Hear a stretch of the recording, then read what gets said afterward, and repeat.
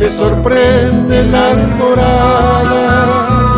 Hoy ha muerto una esperanza, aún asegurar.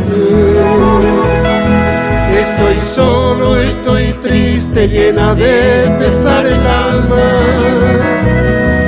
Comulgan con la añoranza, cereza, cereza. Qué ingrata primavera y esas rosas florecidas. Qué consuelo te daría de tu tano tu siempre flores, siempre trinos como una golondrina. Hoy se ha ido de mi vida a Alcuba, Xerengue.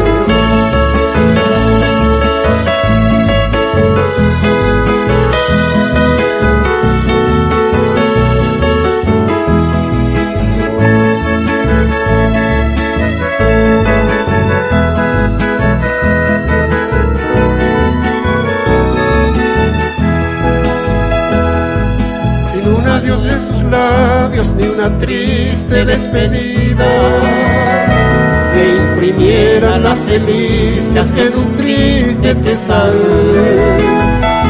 Ni un misivo, ni un recuerdo ya de nada serviría, pues se va la que quería, no se va el bien de hacer.